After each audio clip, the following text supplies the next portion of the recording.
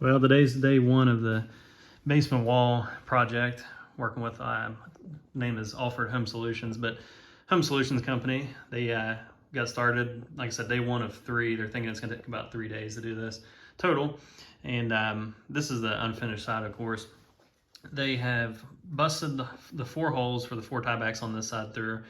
They have ran all the tiebacks, and let's see, 2 of them they're basically 100% done with those. This one, they've got the ceiling block there with some foam around it. They haven't put the cement around it. And this one still needs everything except the tieback, obviously. I think it went pretty well so far. They didn't hit any rock that they know of. They said they all went back pretty normal distances. Sounds like maybe 10 or 12 feet back in there, and kind of came to a smooth stop. You know, they run the hydraulic unit. He said up to about 1,500 pounds. And they stop basically, so this is when they know it's good and tight back in there.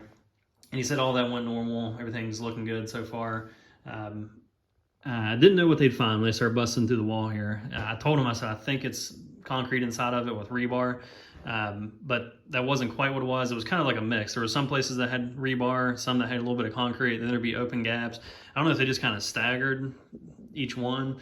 You know, which ones they put rebar in and which ones they put concrete in. However, they did that, but it wasn't quite as bad as what we thought it would be to blast all that out with a jackhammer.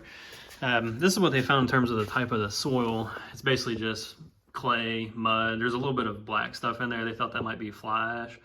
I thought it might be sand because I saw some sand up against where I just took the deck out. But maybe there is sand a little higher up, but not right here anyway. There you can kind of see what it looks like. It is 12-inch block, which I thought was the case. So it's thicker block in there, but again, not full of concrete like I thought. And the reason I was thinking it had concrete in it is because when I'd run a metal detector over it, it was beeping, so it made me think there was metal in it. And there, like I said, there was, but there was also some metal. Let's see if you can see it, like chicken wire or something this way. I'm not quite sure what that's about. You can see it right there, over there. So it may have been picking up on some of that. And again, I don't know. I guess there wasn't any rebar on this side. But yeah, it is what it is. I just didn't know and didn't know what they're going to get into there. You can kind of see how they drive it and then put a piece of all thread in it when they're done. Pretty heavy duty stuff, as you might imagine. I don't know if they tightened these up or not. Yeah, it looks like they did. They said they put about 80 foot-pounds on them, which I need to run some calculations, but I think it's around 10,000 pounds of force on each of them. So to get 9 of them in here, that would be about 90,000 pounds pushing back, which is way more than it ever had, of course, helping it. This is where we're at with this one, or this side. I've cut all the holes in the drywall, cut out some of the 2x4s, like I think I mentioned in the previous video.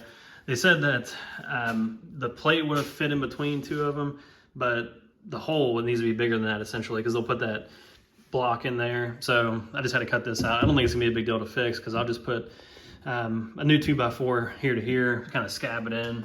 That'll give us something to bolt the new drywall to down the road whenever I'm ready to do that. The outline is kind of where they'll chip out, of course. I think once they get this done, I'm probably going to sit on it for probably at least 6 months or so, at least maybe all the way through next winter, and keep an eye on it, because as I mentioned before, one of my concerns is getting water seepage through there now they've cut a hole in it. Talking to them, they said they'd never seen that before, at least these guys hadn't. So they didn't think it was super likely, and using that hydraulic cement, they seemed to think that really sealed it good, but it's just hard to tell. And I'd rather not put all this back just to find out that it leaks, then I got to do whatever I'm going to do, try to seal it somehow, or put a waterproofing system with the drainage and the pump and all that in here, which, you know, not going to be fun, but it'd be even less fun to fix all this drywall and then have that happen. So I'll just keep an eye on it. Plus, he said they need to come back and tighten them up every once in a while, which I could do, but he said they need to do it for warranty reasons. So I'll at least leave them open long enough to, you know, tighten them and monitor them for a little bit. It would just be an eyesore having these holes in here for a little while. But anyway, as day one, maybe I'll do another update tomorrow or Wednesday when I get done, and hopefully the next ones go smooth like these first ones did. One thing I didn't get a good look at last time I was over here was this. This is part of the machine they use. See it there? Nothing too crazy. Looks like a repurposed engine lift. They got hydraulics on and a hydraulic motor there. And they run the cables or the hose is what I'm trying to say, outside, and they got like, it looks almost like a big generator running that has a hydraulic pump on it, and that's what pressurizes it again, about 1,500 pounds. It's like there's their gauges on it they watch as they're twisting. I wasn't in here when they were putting them in. Try not to just watch over them the whole time. One of those people that just constantly watching you when you're working, but I did try to pop in and just see a little bit what they're doing best I could. But while they're in here jackhammering, they got the room sealed off, trying to keep dust and stuff from moving around, so I couldn't really see any of that. But anyway, just thought I'd show the machine there that they're using. Here's a little look at the tiebacks, the helical pieces of them. Pretty heavy duty, and it's probably 1.5 inch square, I don't call it tubing, bar, I guess. It's solid, and they got these extension pieces, you know, they just keep stacking them on the deeper they need to go. One thing I was a little surprised about is I think they're carbon steel as opposed to stainless. And, you know, obviously it's back in the ground, it's gonna start rusting over time.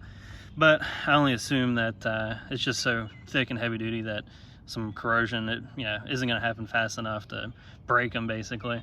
Especially with that bar that thick and solid. I mean, it'd take probably 100 years for that to rust through. So I'm assuming that's their game plan there. But I thought they might be like a, I don't know, at least have be galvanized or some sort of coating on them, or be stainless, but looks like they're carbon. Here's our tree project I've been working on. Cut 2 pines down that were leaning towards that power line and slowly cleaning them up. Not the funnest job in the summer, better for the winter, but we're picking away at it. Aiden's been helping me on that.